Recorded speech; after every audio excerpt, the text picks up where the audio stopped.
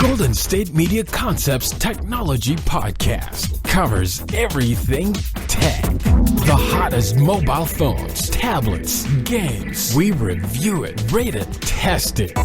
Whether you're Microsoft or Apple, Android or iPhone, we'll give it to you again. Black and white. The Golden State Media Concepts Technology Podcast.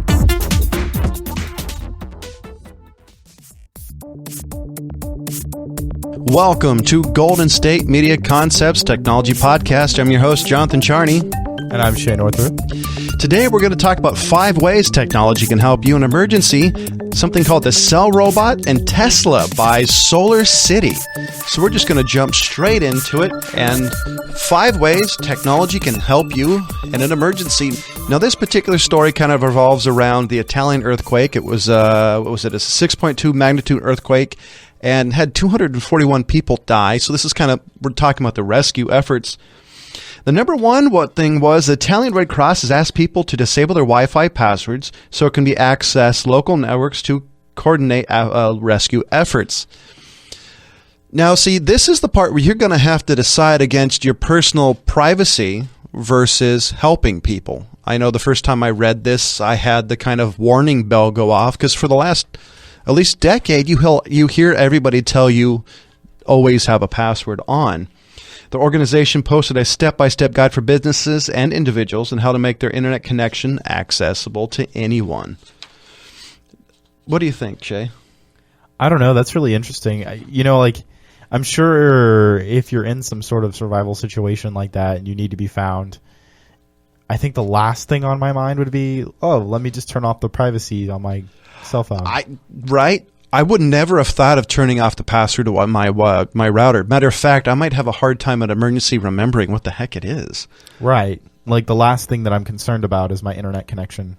But it does make sense, especially depending on how bad the earthquake is. For example, you wouldn't have cell phone towers. There's a chance, especially if you have, like, say, Comcast and their underground cables, that the cables didn't get cut. You know what is really interesting, too? I'm glad you brought that up. One of the things that Xfinity has, so Xfinity, if you have Xfinity, and I know I gripe on Xfinity all the time, but this is actually something cool Xfinity does. There are hotspots usually in every city. So any city, pretty much anybody who has a factory Comcast router. Right. There are a lot of Xfinity hotspots just all over the place. So, like, I can usually connect to the internet in almost everywhere I'm at just because there's an Xfinity hotspot around. Exactly. So that could be, like, another thing that could possibly be used to help save people is maybe Xfinity could be used for good instead of evil. Another one, and this one I actually think is cool, Airbnb. Airbnb is, how do you describe it? The best way to describe it is you could rent people's homes, for example. Yeah, Airbnb is pretty cool. You can actually, like, some people set up entire houses just for Airbnb. Like, some people who live out of state or live a couple doors down, like, will buy homes just to put up on Airbnb to make a little bit of money. Now, with Airbnb, there's a little buyer beware type of thing. You always pay attention to houses and where you're going to buy it or rent it, for example. But this one is cool. Airbnb has canceled all services charged after those affected by the disaster, allowing hosts to offer free accommodations for victims until September 11th, 2016. Now, this is particularly talking about an earthquake in Italy, but if it was in New York, Boston, probably Sacramento, you could totally see this happening. Now, more in rural areas, you probably wouldn't be as much. It'd be more like in my neck of the woods, it would be the local fairgrounds, local high schools example. One of the cool things about Airbnb, too, just a little bit of a sidebar, is a lot of filmmakers use Airbnb for locations. Really? Yeah, no, a lot of my filmmaker buddies, including myself, I've done it too. You rent out the place for the weekend, use it for a location, and you just let them know, like, we're using this for a film location, and then don't mess anything up, you know? Hey, that's pretty smart, actually. Yeah, keep that in mind for your own stuff. Now, according to this article, more than 1,000 people have been displaced by quakes, according to the Italian Civil Protection Agency. So this is a great way to temporarily house people.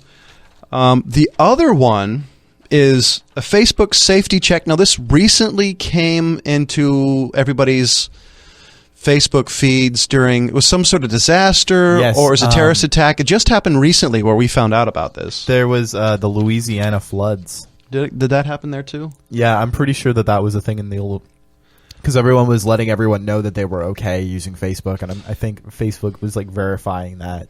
Now, Facebook activated its safety check feature following the earthquake on Wednesday, allowing its users to let their friends and loved ones know they are safe. Yeah, that definitely happened because one of our guys from the studio is from Louisiana, and he was getting notifications from the Facebook safety check on his friends being okay in the Louisiana floodings. Now, this is cool considering how many people worldwide use Facebook. This is a great feature.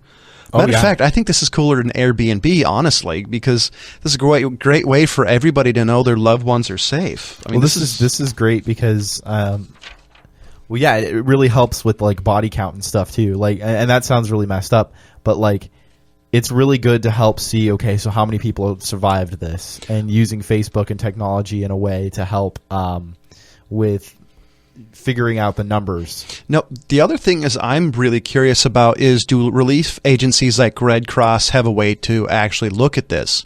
Does Facebook give them a backdoor or some sort of portal where they can see, okay, we've had, say, 1,000 people in the East Ward alive. So you have a basic idea of stuff. Doing that, maybe you can actually see their Facebook feed, and maybe they can say, "I need help." Who can they target that they can save? That would be really cool. That would be a really cool integrative. And it's very possible. I mean, the only thing I could think of is privacy settings, but my first thought is what they should do is if you activate it, it temporarily disables that privacy setting. Or say you can say this is an emergency and it makes it public automatically. Right. And the other one, and this is not uncommon, this has pretty much happened in all the major disasters recently, is text donations. The relief agencies, such as the Italian Red Cross, is also asking people to donate money through text messages. The system allows people to text a code to a specific charity number. Their donations will be added to their next phone bill. The only thing, and this is kind of my tinfoil hat coming in, is know the charity. Don't donate just to donate to anybody. Red Cross is a very recognizable organization. If there's a bunch of them and you don't trust them, Red Cross. They've been around for like 100 years or more. Red Cross is definitely a good place to donate. So that's generally, just be careful. The other one is several U.S. cell carriers, including AT&T, T-Mobile, Verizon, are offering free text and calls between the U.S. and Italy so families can check their relatives in the area. Same thing would apply. I guarantee AT&T, T-Mobile, and whoever else is around there would allow you to have free calls and text. I know the iPhone particularly has emergency, so what you can do, say if you find an iPhone, if you don't know how to actually access it, it will let you do emergency calls. That's really cool. Yeah, no, that is a thing on Android as well. There's the emergency call thing where you can make a list of people you want to contact in case of an emergency, and you can make emergency calls to your local emergency relief. Now, do you know anything about how that Facebook thing works? Because I'm thinking if there's a way you could check into something, for me, when I'm at a local theater, I always check in just to tell people, say, hey, I'm watching such and such movie. So maybe you can check into an emergency shelter and do that and let all your friends know, hey, this is how you can get a hold of me, or this is where I am. Gotcha. I want to know more about that, and I'm going to have to see if I can find more, because it's happened recently. It's been happening every time there's some sort of major happening. I think it happened in some sort of terrorist event. I don't remember enough. I just remember this recently, within the last year, is the first time I heard about it. Now, the next story I have is a little bit on the ridiculous, but I figure we need a tad bit of lightening up. Personally, I don't have any tattoos, nor do I really want to get any, but if the time ever came around where I wanted to, there's an interesting new way to do it. Now, the robot needs a 3D scan of the skin area it's working on. Since no part of the human body is perfectly flat, an artist creates the design using software. There's a demonstration video that shows a robot creating a perfect spiral on a willing victim. I mean volunteer. And by the way, this is from the article because I couldn't make this up. So there's a solid argument that the machine could be better for intricate designs or those freehand artists might find difficult. So basically, it's a little robot with a needle, and it just kind of goes over the area. Now, what I didn't see, at least not that I remember, was it pre-programmed or was this freehand? You know, was it like one of those stencil things your kid where it just spins in circles? Well, it's definitely pre-programmed. So like he said, like it said in the article, the artist sketches something out and then the robot does it. So basically, it's if your tattoo artist has shaky hands? Yeah, it doesn't seem like a very good idea to me. I have a tattoo, and part of the whole experience of getting a tattoo is like getting to know your tattoo artist and like the fact that they're willing to, you know, so they check, okay, are you feeling okay? Do you want to keep going? You know, shall I keep going? They talk to you about your tattoo, what it means. Like there's a whole like personal experience that goes on with it. And I feel like including robots just kind of takes away from the whole thing. Next up, laser tattoos like the movie from Starship Troopers. That actually doesn't sound that bad. Like I kind of like the idea of, I kind of like the idea of like the laser tattoos if it's just like an instant print kind of thing. I don't know. That just sounds cool. But like a robot doing my tattoo, forget about it. All right. It looks like we're coming up on a break. When we come back, we're going to talk to you guys a little bit about some cool cell modular robots. Tired of searching the vast jungle of podcasts? Now listen close and hear this out. There's a podcast network that covers just about everything that you've been searching. Hey! The Golden State Media Concepts Podcast Network is here. Nothing less than a podcast bliss with endless hours of podcast coverage. From news, sports, music, fashion, cooking, entertainment, fantasy, football, and so much more. So stop lurking around and go straight out to the Golden State Media Concepts Podcast Network. Guaranteed to fill that podcast itch. Whatever it may be. Visit us at www.gsmcpodcast.com. Follow us on Facebook and Twitter, and download us on iTunes, SoundCloud, and Google Play.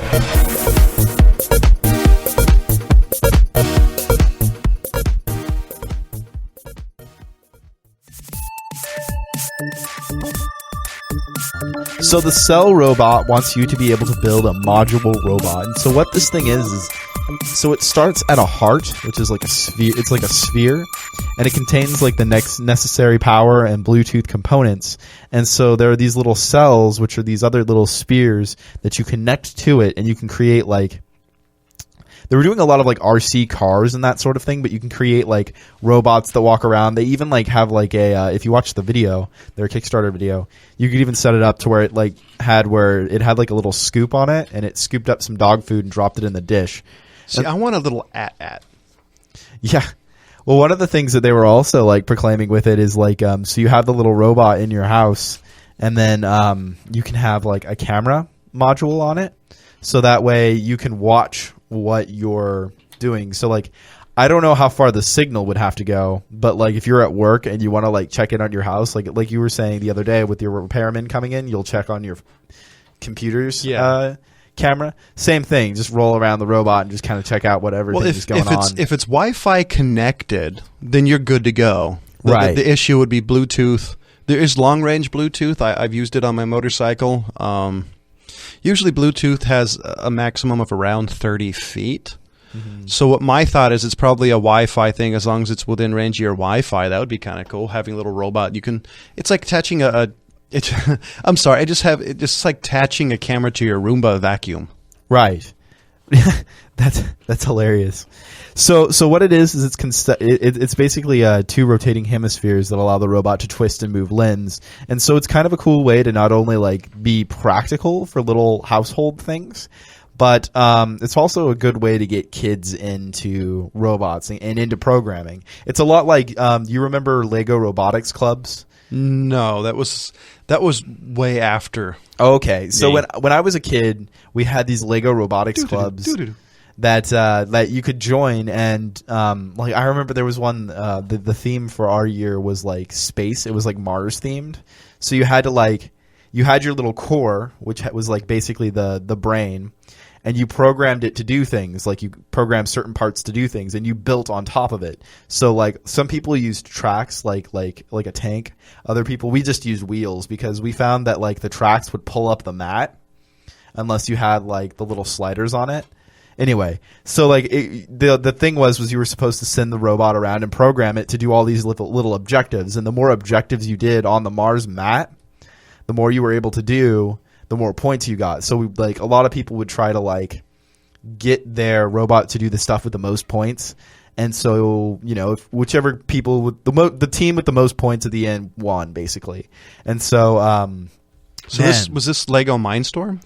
I think so, yes.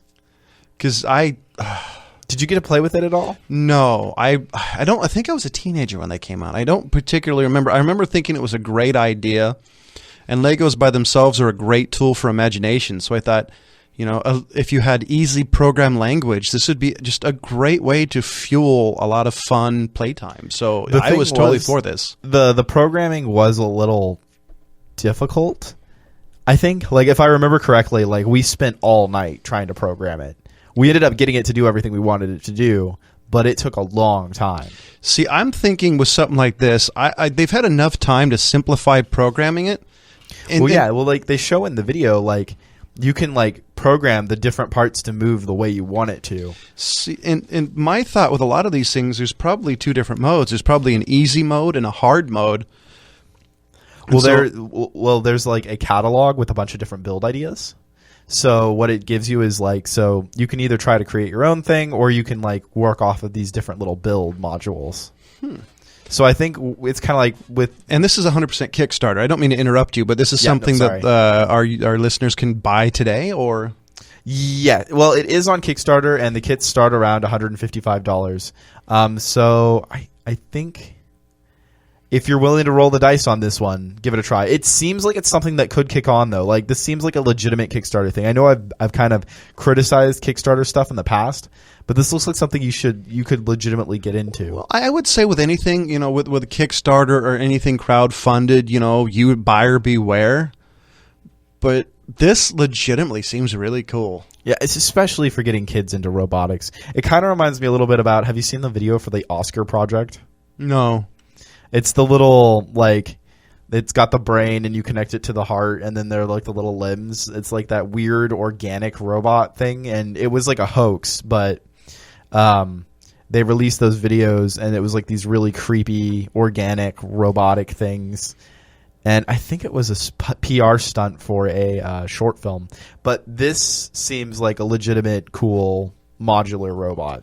I hope it takes off. I'd love to see the future of it. I mean, I know I've seen these so-called kits in some of the big box stores. Yes. But it would be cool to see something with a little bit more selectability and a little bit more user's choice, instead of, hey, here's a robot, make it do what you want within the limitations of what we built into it.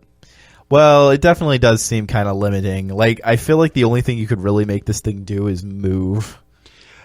I'm thinking once you give it to kids, I'm thinking they're going to find stuff that they never thought of.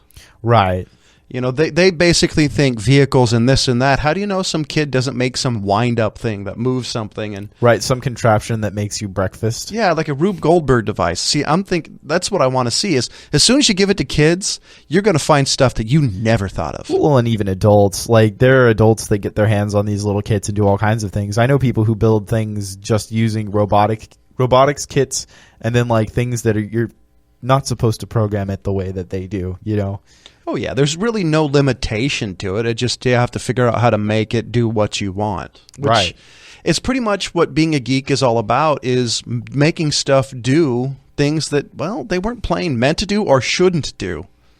That's why mods on Steam are the best. Yeah. So one of the things that's kind of cool, kind of a bit of a gimmick. I'm not sure why Pizza Hut's doing this, but Pizza Hut has a DJ pizza box now. Goes along with KFC's Power Charge meal box. Yeah, so a little bit of a food gimmick. Yeah, definitely a gimmick. So what it does is it uses printed electronics so that DJs can crossfade, rewind, and even scratch. The box pairs up with smartphones, computers using Bluetooth, and works with some DJ software. Now, I've watched the video for this, and it shows a guy doing his DJ stuff and like mixing things and fading one track out with another and in with another, and doing the scratch pad and that sort of thing. I don't know though, because these kind of videos are really easy to mimic. What I'll have to do is I'll have to go and watch like people review it. So some 12-year-old will tell me why it sucks on YouTube. So I guess it's not necessarily a set of true physical turntables, but it's pretty close. And the idea to me, this comes in a pizza box. Well, Pizza Hut pizza isn't exactly the best pizza. It's a little greasy. So I'm imagining these boxes are going to be covered in grease, and you're not going to want to be a DJ with your fingers and all that grossness. I still think this is cool, though. I mean, I love creative gimmicks, and this is probably one of the most creative gimmicks I've heard about in a long time that makes me want to see it. I mean, if their goal is to get somebody to at least buy Pizza Hut pizza, if there was actually one that was even close to me, I'd try it just to get the box. Well, there is one here in Sacramento, so I mean, while you're walking around, you might want to, Too bad, I guarantee I live in the complete opposite direction of said place. Oh, you definitely do. I live in the middle of nowhere. But I guess it's kind of cool. I guess the company Margarita Mixes, they do a lot of music reviews. Wait. They gave it a 3 out of 5. Margarita Mix is an actual name of a company or a website? It's a website, and they do like reviews for like music software and DJ software. That's a great name. I'm really impressed. So, ladies and gentlemen, we're coming up on a break. When we come back from the break, we're going to talk about something interesting. Everybody's favorite electric car company, Tesla, just made an offer to acquire Solar City, maker of solar panels. Are you looking for the very best NFL and college football podcast? Then check out the GSMC Football Podcast. Get the latest football news both on and off the field. From the NFL Draft to trades to the rumor mill to the NFL Combines, they got you covered. That's GSMCpodcast.com/football-podcast. Get updates on college rivalries, game day insights, and much, much more. It's football talk the way you want it. This show eats, sleeps, and breathes football. Don't forget to like them on Facebook and follow them on Twitter. Visit GSMCpodcast.com for more info.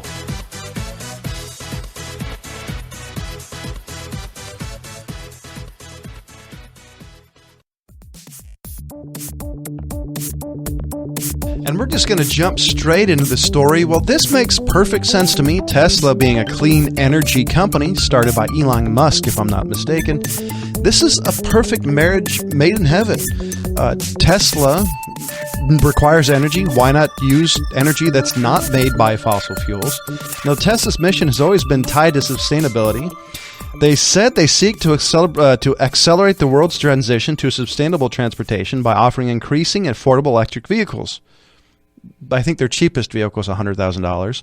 And in March 2015, they launched Tesla Energy, which through the Powerwall and PowerPack all allows homeowners and businesses to utilize the benefits from renewable energy storage. That being said, I remember reading something that there's an increasing order of magnitude where a good portion of the power is slowly moving away from fossil fuels and natural gas into solar panels.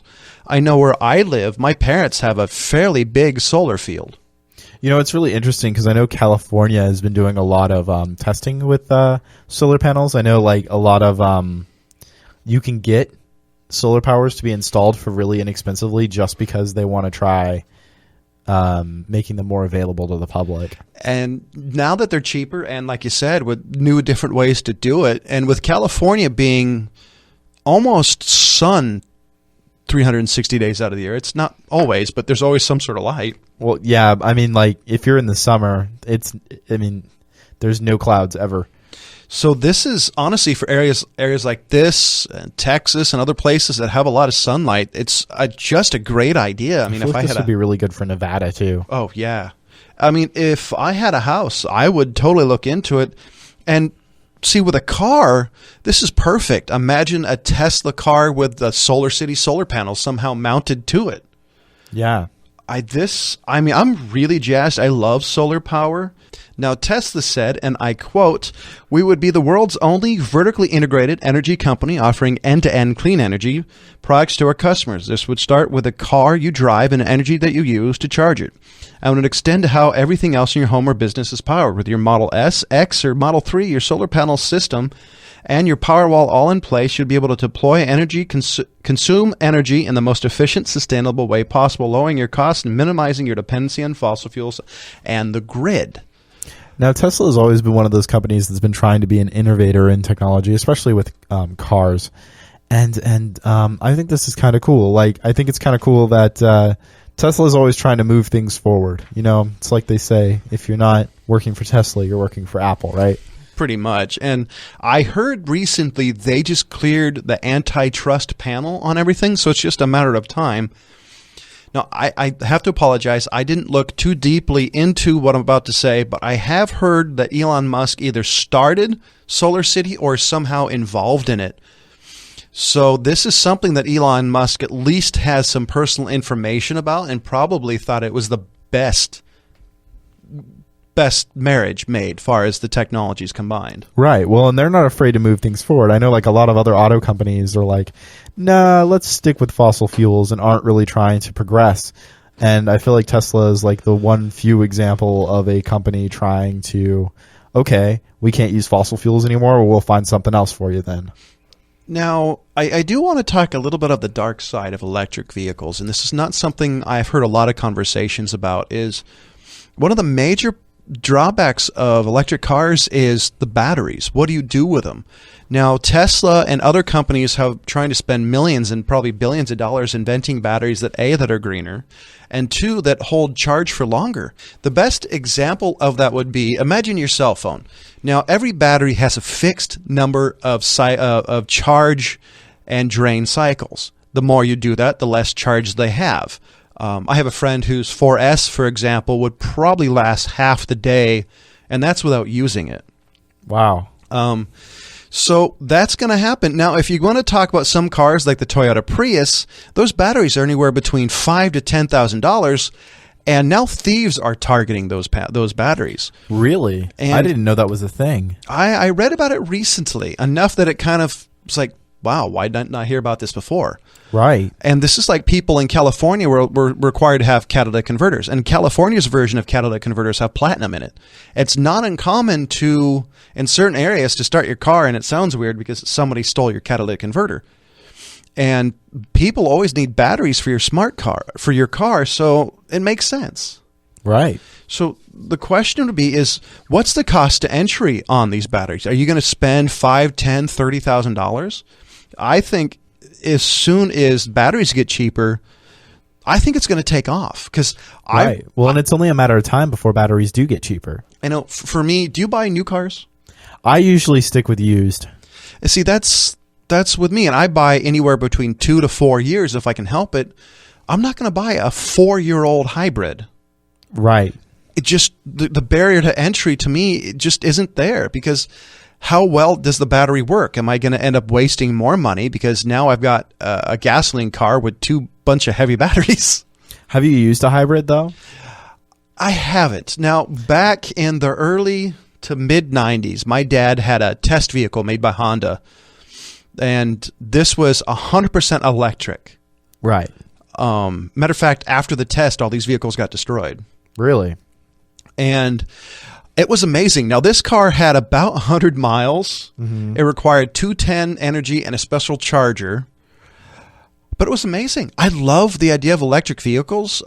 It is kind of disturbing to be in a car and not hear anything, though.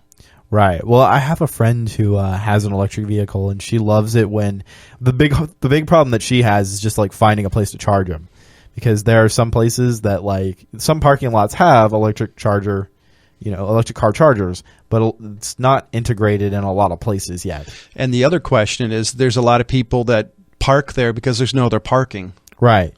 That's another thing. But then I know, like, with a hybrid, though, it uses less of the battery than you'd think. Now, a lot of the hybrids I know of are gasoline-powered engines with batteries. I think eventually it's going to become the other way around, where it's an electric vehicle with an engine.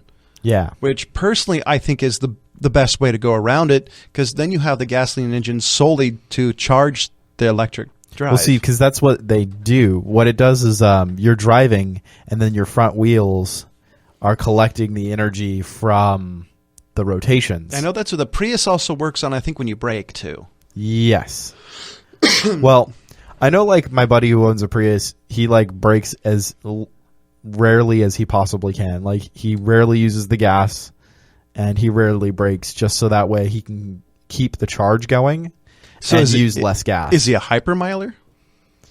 I guess you could say, is that the term for it? Like a hypermiler is a guy, like, when you stop at the stoplight, you turn off your car. You just do as many things as you can to save you gas mileage. Like, you don't want to rabbit start. Like, you don't want to floor it. You slowly go up to speed because it wastes less gas. Stuff like that. Yeah, he's definitely one of those. There's an episode of Mythbusters out there that kind of explains it, and it's been around for a while. Some of these people hack their cars and stuff. Well, there's even, like, I remember hearing about people who would, like, drive right behind semi-trucks because apparently the airflow is supposed to carry your car better. The best example of this is NASCAR. Now, it's called drafting, if I remember correctly. What it is the car in front of you is using more power and more fuel because it has to go through the wind. Now, if you stay behind them at a very close distance, their airflow goes over you, so you're actually using less fuel by using them. Now, don't actually do that because if they halt to a stop, you're screwed. Yeah. Now, NASCAR does it at 200 and something miles an hour on drivers who are trained to do this. No offense. You, myself, and Shay aren't really trained to do that, and doing that on any freeway near us is going to get you killed. Yeah, in more ways than one. If you don't get killed by the initial crash, the guy in the car in front of you is going to kill you. Yes. So this is a really exciting future. Have you seen the movie Demolition Man? Oh man, I love Demolition Man. I'm waiting for a future like that, like not the overarching story, but with the cars, like with smart electric vehicles that use some sort of capacitance gel. That's what they used in that movie universe. I want the seashells, man. I want to know how the seashells work. Can we just skip that part of the conversation? I mean. I'm really looking forward to getting off of fossil fuels. Now, I don't know if Shay shares my viewpoint when it comes to green. Is most people I know when it comes to green technology don't want it to be an inconvenience. I know very few people who are going to go way out of their way to be green, like these people who have those cars that burn alternative fuels. Right. Diesel engines mostly do that. Yeah. So if they can find a way to have a car become cleaner, energy to become cleaner, I'm going to do it because it's efficient and it doesn't ruin.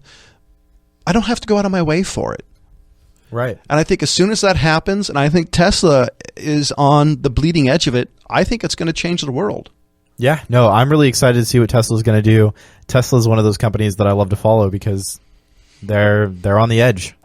And now I don't see them everywhere, but they're starting to be more common because it's really cool to go, hey, that was a Tesla. I don't think I've ever actually seen a Tesla on the road. And if I have, I didn't notice. I've seen at least 3 or 4 of them, which always surprises me every time. It's like the few times I've parked next to like a Lamborghini, like the $400,000 ones, and you're going, wow, that exhaust pipes is more than my car. But with that being said, ladies and gentlemen, I want you to do us a favor. I want you to go to gmcpodcast.com. That's gsmcpodcast.com. Click on the technologies section and subscribe. You can find us anywhere on the interwebs. The other thing I want you to do is go to facebook.com. Type in GSMC Technology Podcast. This is episode 28. If you have a story you'd like us to talk about, if you have any comments or questions, we do follow our Facebook page and are there quite regularly. The other things, you can also find us on Twitter. And for Jonathan Charney and Shay Northrup, as always, thank you for listening.